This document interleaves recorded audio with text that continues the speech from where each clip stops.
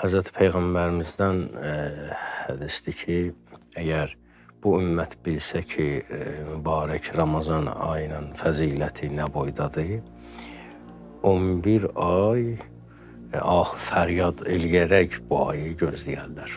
Bu ay ilahi süfrədir. Amma qəribə bir məsələ var ki, ilahi süfrə, amma maddiyyat yoxdur. Maddi heç nə yoxdur.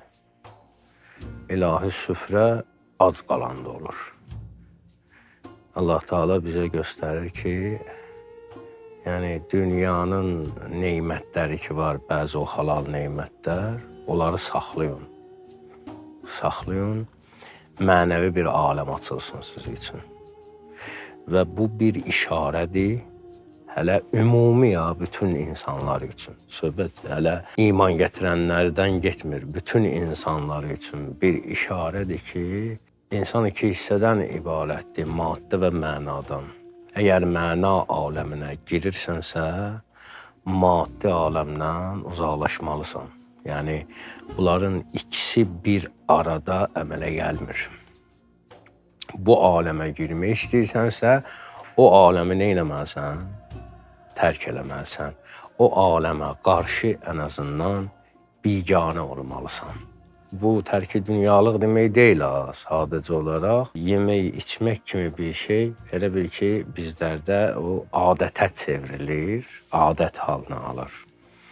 İnsan adət halı ilə dünyaya bağlı olmasın.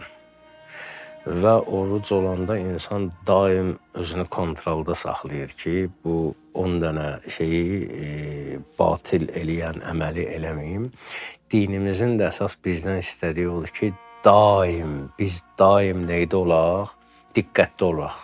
Keçən dəfə söhbət oldu, təvəccüh, diqqət, özünü kontrol eləyinə, rejimdə saxlayınə özünü. Söhbət diyetadan getmir, hansı rejimdən? O təqva rejimi ki, Allah Teala bəzi əmrlərin səbəbini deyir ki, məsəl üçün, namaz sizi fəhşa və münkərdən neyniyər? Saxlayar.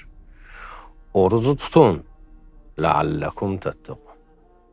Bəlkə təqvalı olasınız. Bu, bizə təqva qüvvəsini verir. Təqva, yəni, günahla üzbəüz çıxanda özünü günahdan saxlamaq qüvvəsi. Təqva, yəni məsuliyyətli olmaq. Təqva, yəni ciddi adam olmaq.